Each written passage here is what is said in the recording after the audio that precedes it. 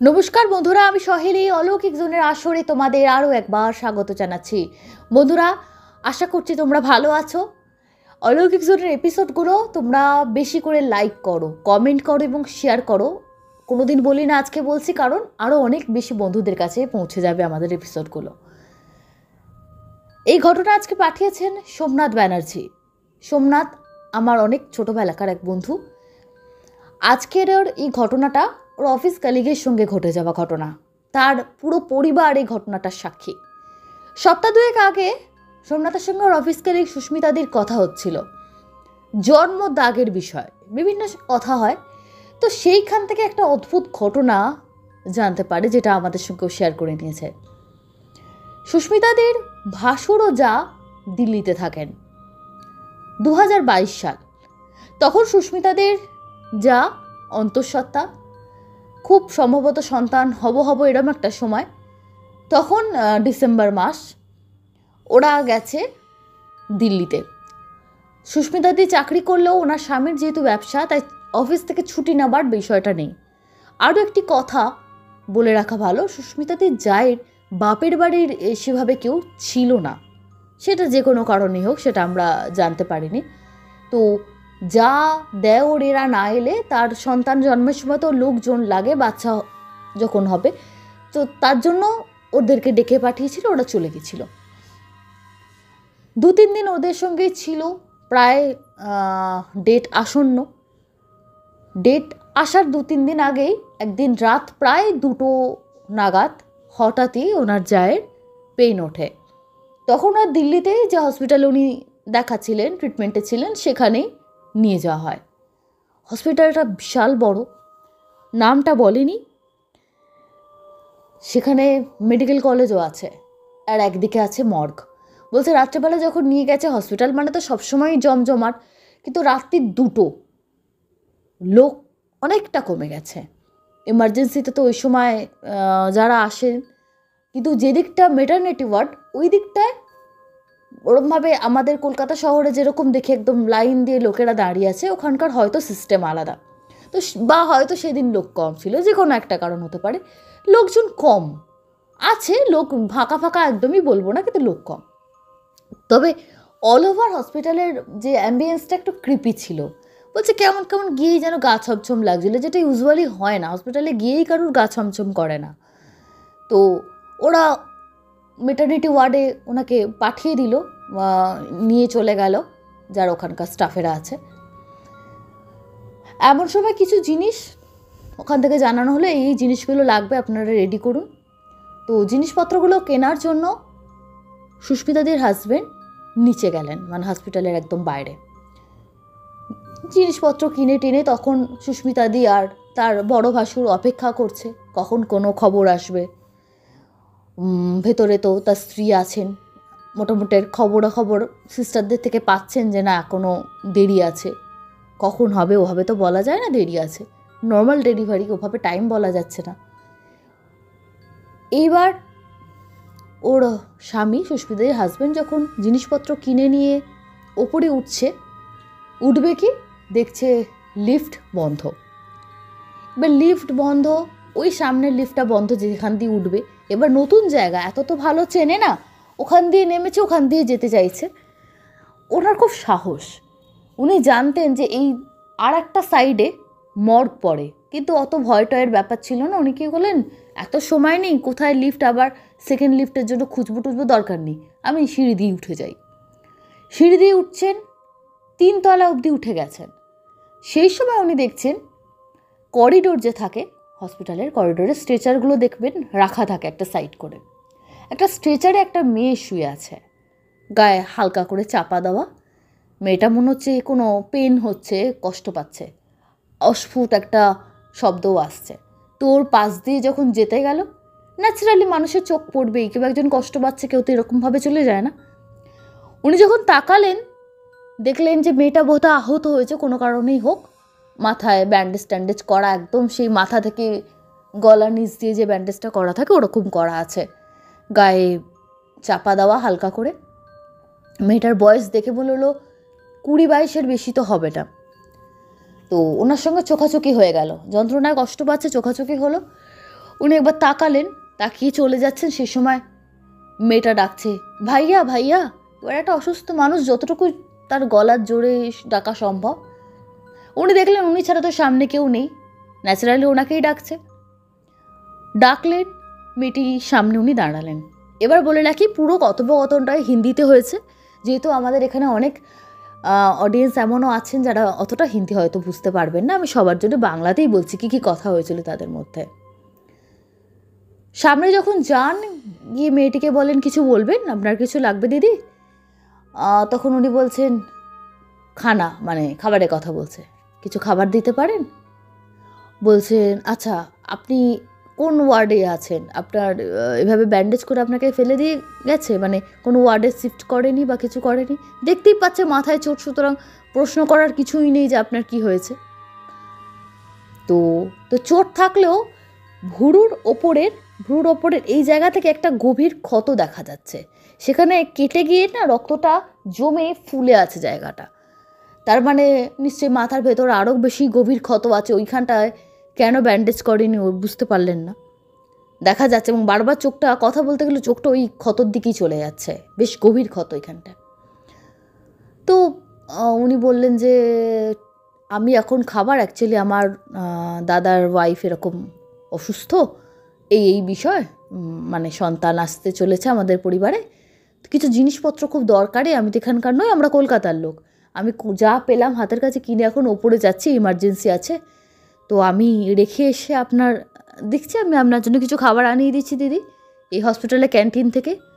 বলো, না এত রাত্রে তো ক্যান্টিনে। বলো, ও আচ্ছা, তাহলে দেখি সুইগি বা জোম্যাটোতে যদি কিছু পাওয়া যায়। বলছে, আপনার যে ভর্তি হয়েছে তার বাচ্চা এখন হবে না, হতে সকাল হয়ে যাবে। উনি বললেন, বাবা অসুস্থ পেশেন্ট আবার জ্যোতিষী নাকি? বলছে, আপনি কি করে জানলেন?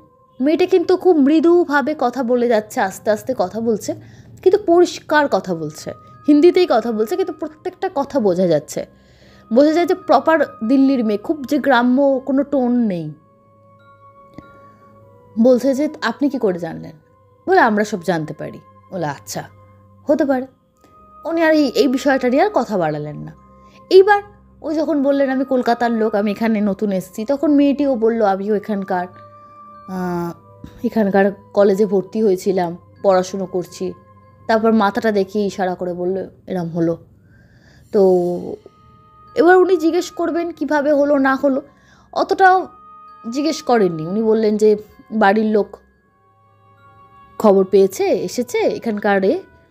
যতটুকু জানা গেল উনি কানপুরের মেয়ে, প্রপার দিল্লিতে কোনো কলেজে হয়তো ভর্তি হয়েছে। কোন কলেজ নাম বললো, উনি বললেন আমি কলেজের নামটা চিনি, খুব নাম করা নয় যে আমরা কলকাতা থেকেই চিনতে পারবো। বললো, আচ্ছা আচ্ছা, জাস্ট আচ্ছা করে দিল।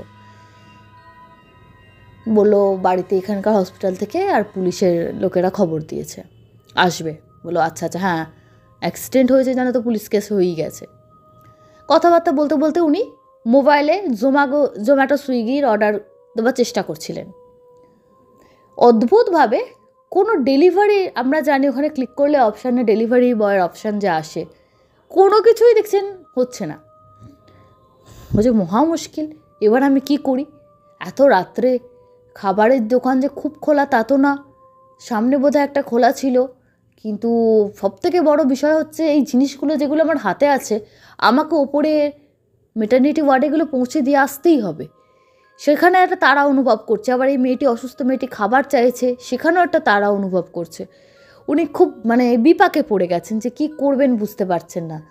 বলছে, দিদি কিছু মনে করবেন না, আমি খাবার এনে দিচ্ছি, আমার ওয়াইফের কাছে কেক বিস্কিট আছে, আপনি একটা কাজ করুন, একটু ওয়েট করুন, আমাকে বিশ্বাস করুন, আমি এটা রেখে দেব, জিনিসটা ওর কাছ থেকে নিয়ে আসি, কারণ আমি আবার নিচে যাব খাবার আনতে, অনেক দেরি হয়ে যাবে, আপনারও খিদে পেয়েছে, আপনি অসুস্থ, আমি এগুলো রেখে আসি, রেখে আমার ওয়াইফের থেকে ওটা নিয়ে চলে আসছি, কোনো অসুবিধা হবে না। তো মেয়েটি বোধহয় আশ্বস্ত হলো, দিয়ে মেয়েটি হাসলো। জাস্ট উনি মেয়েটিকে ক্রস করে বেরিয়ে যাবেন, সেরম সময় একটু এগিয়ে গেছেন 2-4 পা, ঢপ করে একটা শব্দ হলো।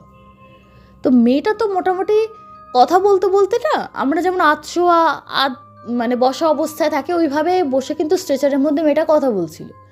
এবার উনি যেই এগিয়ে গেলেন, মেয়েটা ধপ করে শুয়ে পড়ল। এবার ওর ধপ করে শোয়াটা দেখে ওনার না কেমন গাটা শিউরে উঠলো যে এইভাবে কে শোয়ে। ভালোই তো কথা বলছিল, এমন নয় যে খুব সেরকম কিছু খুব সিরিয়াস কন্ডিশন, তাও তো মনে হলো না। হ্যাঁ ডেফিনেটলি চোট আছে মাথায়, যে ওরকম ধপ করে ওরকম মাথাটা পড়ে গেল স্ট্রেচারের ওপর, কেমন একটা লাগলো। তো উনি বলে তাড়াতাড়ি ওপরে উঠে গেলেন। বলে হয়তো শরীর অসুস্থ, মাথাটা হয়তো ঘুরে গেছে, প্রচুর হয়তো ব্লিডিং হয়েছে, ওই জন্য ওইটুকু বসাতেও হয়তো তার মাথা ঘুরে গেছে।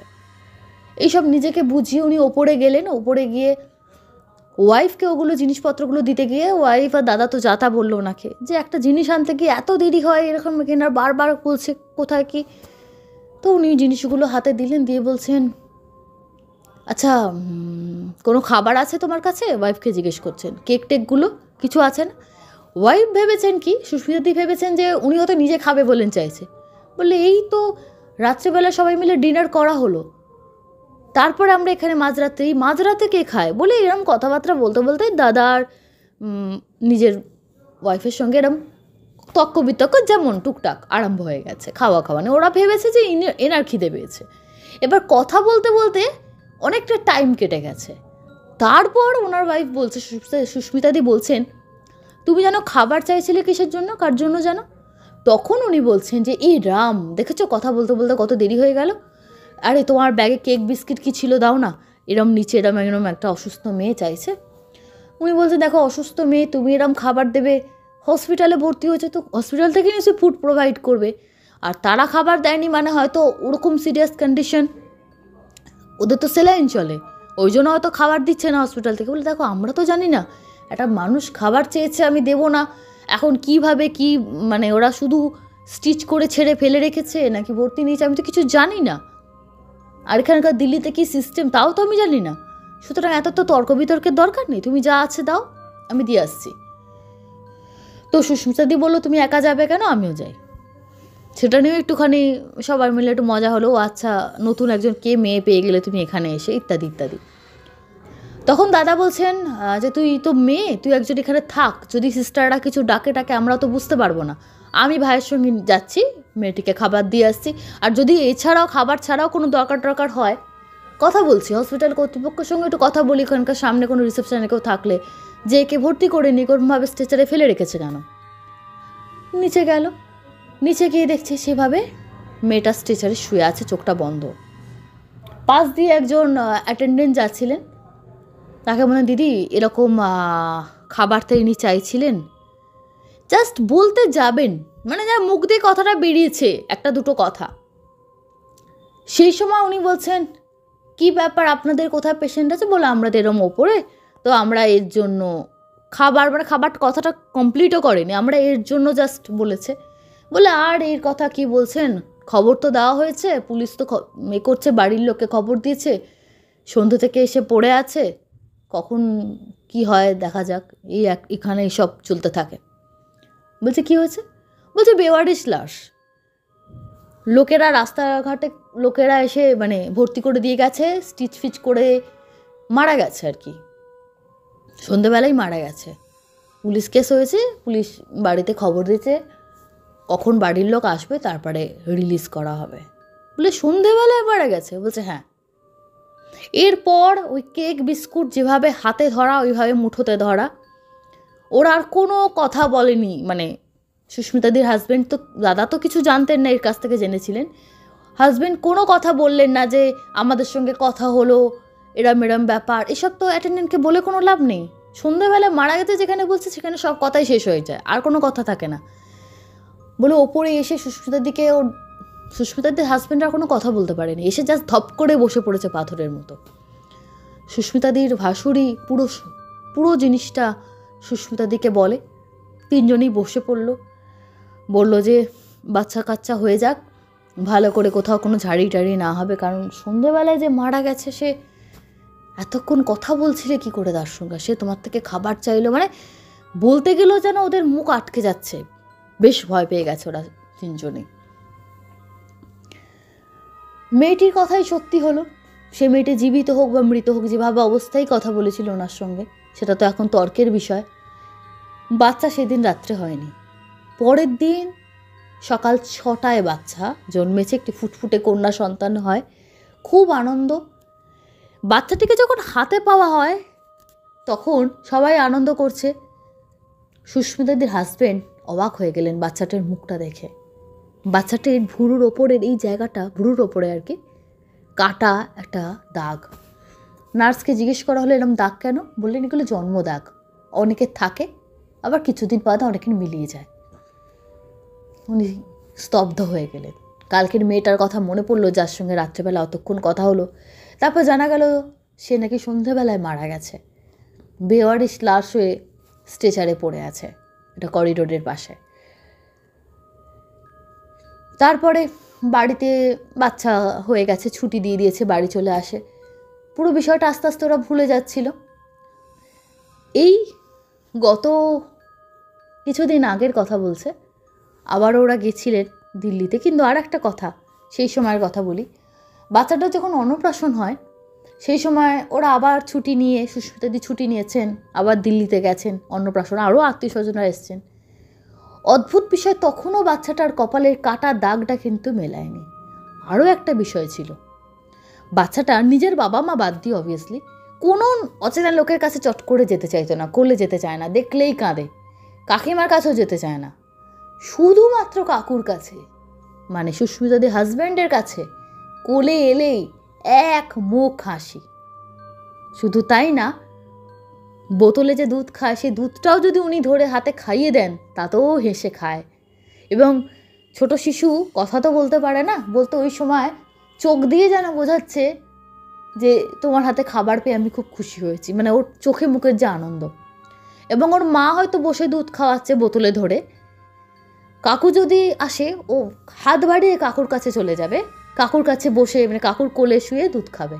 অদ্ভুত বিষয় যে বাচ্চা কারুর কাছে আসে না। আর এখানে আর একটা বিষয়, বাচ্চাটিকে যে রোজ যে কাকু কাকিমাকে দেখছে তা কিন্তু না। ওর জন্মের সময় কাকু কাকিমা এসেছিল, কিছুদিন ছিল, তারপর তারা কলকাতায় চলে গেছে, তারপর আবার এই অন্নপ্রাশনের কিছুদিন আগে গেছিল। তার মানে বুঝতে পারছেন, কোনো রকম যে রেগুলার বাচ্চা দেখছে বলে চেনে তা কিন্তু নয়।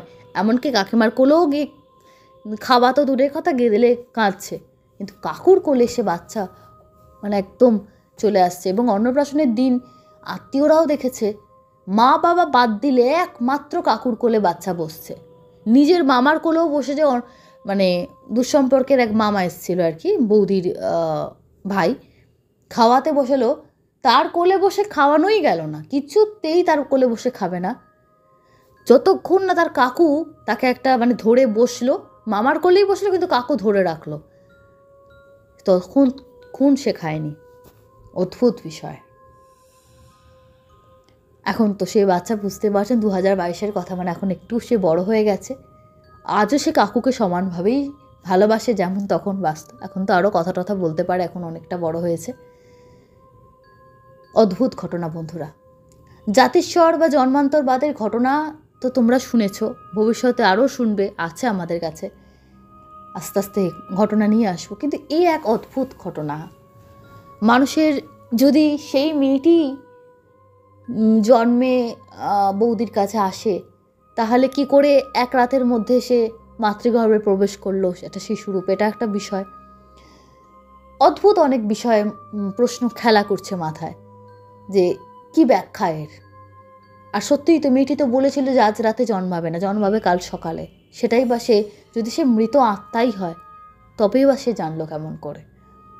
আর তার ওই যে ওই টাইমটুকু যে হসপিটালে কথা বলেছিল বেডে শুয়ে, মানে স্ট্রেচারে শুয়ে আর কি, ইনি যে বলেছিলেন আমি খাবার নিয়ে আসছি, আমার স্ত্রীর কাছে প্যাকেটে কেক বিস্কিট আছে, আপনি একটু ওয়েট করুন, সেই মেয়েটি দেখেছিল তার বৌদির প্রতি কর্তব্য কতটা, জিনিসগুলো পৌঁছে দেওয়ার। অ্যাট দ্য সেম টাইম একজন অজানা মেয়েকে খাবার দিতে সে মিথ্যে প্রতিশ্রুতি দেয়নি, সে আবারও ঘুরে এসেছিল কেক বিস্কিট নিয়ে, এবং কথা বলেও সে মেয়েটি খুশি হয়েছিল।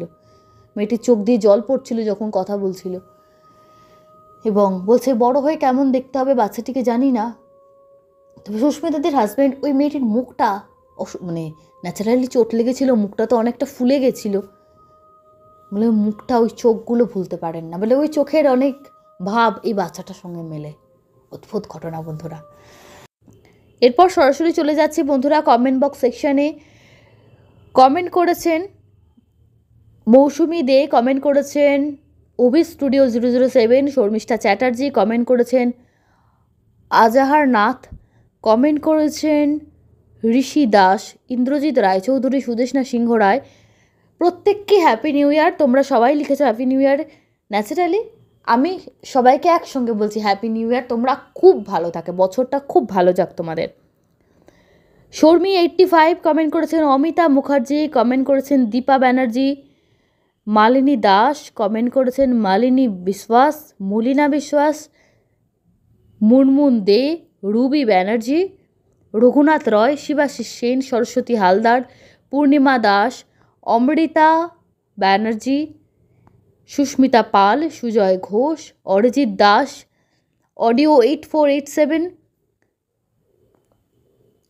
সুইট ব্যানার্জি। আচ্ছা, ওনার ভালো লাগেনি আমার গল্প বলার স্টাইল, নামই লাগতে পারে, সবার সবটা ভালো লাগে না।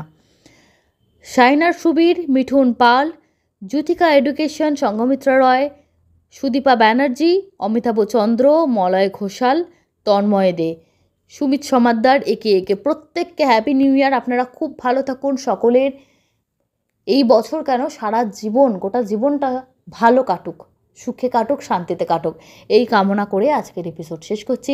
আগামী দিনে ফিরে আসবো অন্য ঘটনা নিয়ে।